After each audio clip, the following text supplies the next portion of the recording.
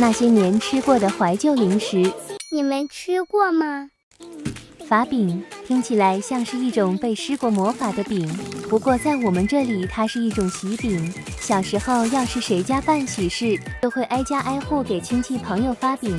这种饼拿起来很轻，表面还有一层薄薄的粉，撕开里面是松软的，闻起来还有一股面香味，尝一口还是小时候的味道，又香又甜。唯一的区别是小时候的法饼更有嚼劲一些，而现在的更加柔软蓬松，不过味道还是很好吃。当年要是有这么一包法饼，我放学回家不得一口气炫10个，真香！哎呀，年花饼干，这应该是我记忆中最古早的饼干了。下面是小圆饼干，上面沾着漂亮的糖花。小时候一直很好奇，这5颜6色的糖花到底是怎么做出来的？以前花2毛钱就能在小卖部买到5颗饼干，和我弟一起分着吃。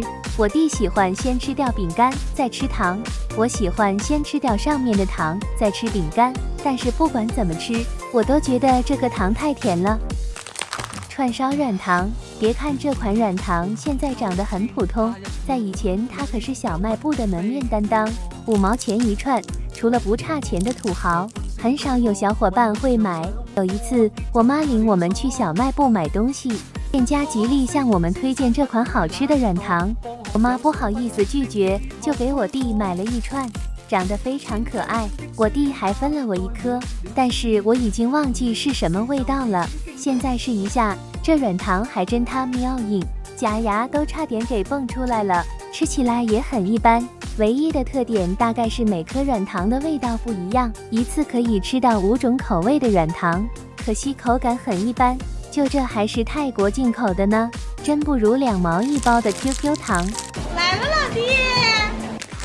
水泡饼干，这种水泡饼干有人吃过吗？还记得它以前的包装长这样，年少无知的我还以为它是某国进口的，因为我同桌经常跟我形容它的美味，所以我咬咬牙拿着压岁钱买了1包，长得很像一种蘑菇，手感又像一个小木球，闻起来有点鸡蛋仔的香味，咬一口嘎嘣一下，很解压，但口感吃起来是另一回事，里面很绵密，嚼起来粉粉的，有点吃面粉的感觉，记得要喝水，不然容易噎到。我同桌说，水泡饼干要泡着牛奶才好吃。你怎么不早告诉我？牛奶在以前可不是家家都喝得起的，所以我长这么大都没用牛奶泡过饼干吃。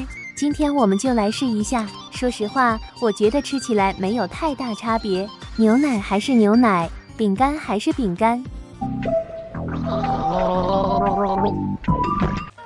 莲藕糖，虽然小时候我不喜欢吃冬瓜糖，但是莲藕做的糖我还挺喜欢的。我操无情！不过我妈很少会买，因为莲藕糖比冬瓜糖贵很多，吃起来口感有些糯糯的，还带有淡淡的莲藕清香。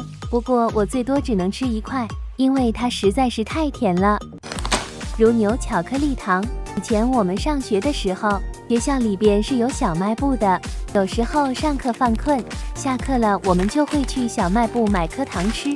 乳牛就是当时很受大家欢迎的一款糖，特别是这个巧克力味的，1毛钱1颗，感觉巧克力的味道不是很重，奶味偏多。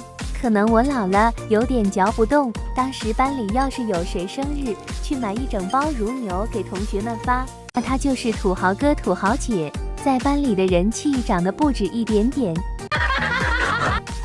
肚脐饼，这款饼是我们这边的特产。